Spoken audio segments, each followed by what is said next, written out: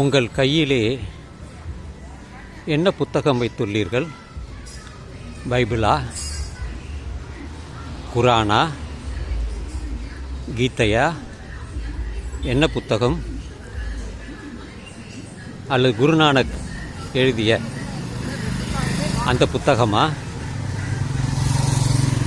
அதெல்லாம் என்னிடம் இல்லை. ஆனால் என்னிடம் திருக்குறள் இருக்கிறது.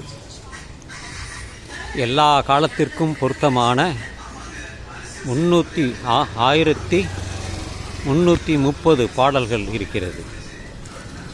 அறம் பொருள் இன்பம் எது உனக்கு தேவையோ இல்லையோ, இந்த அறத்தையும் அந்த இன்ப பொருளையும் தெரிந்து கொண்டால் உன் வாழ்க்கை இன்பமாக அமையும்.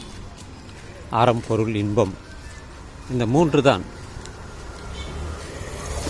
அதனால் எல்லோர் கையிலும் இருக்க வேண்டிய ஒரு புத்தகம் திருக்குறள். 1330 பாடல்கள்.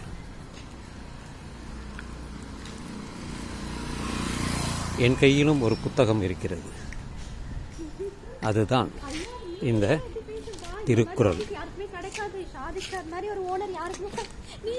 எனவே எல்லோர் கைகளிலும் இருக்கக்கூடிய ஒரு புத்தகம். நான் மதம் சார்பற்றதாக சொல்கிறேன். அந்தந்த மதத்தை பின்பற்றுபவர்கள் அந்த நூலை வைத்திருக்கலாம்.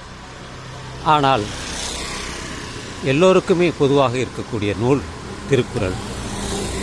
எந்த மதத்தை சார்ந்தவராக இருந்தாலும், தமிழ் தெரிந்தவராக, பேசுபவராக, படித்தவராக இருந்தால் அவர்கள் ஒரு முறையேனும் அந்த திருக்குறளை படிக்கவும், வாசிக்கவும், அதன் பொருளை அறிந்து கொள்ளவும், அது தனக்கு சாத்தியப்படுமா, வாழ்க்கைக்கு உபயோகரமாக இருக்குமா என்பதை தேடி அறிந்து தெளிந்து கொண்டால் நிச்சயமாக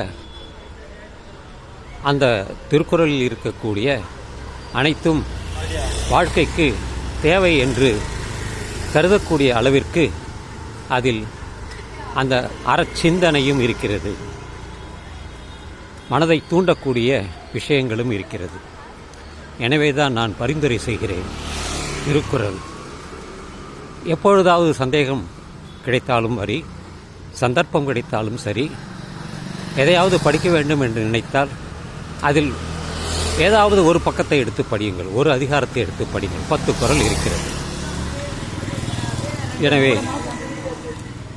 முடிந்தால் ஒரு புத்தகத்தை, திருக்குறளை புத்தகத்தை வாங்கி படியுங்கள். நான் ஒரு தெரிந்தவருக்கு பரிசாக கொடுத்தேன்.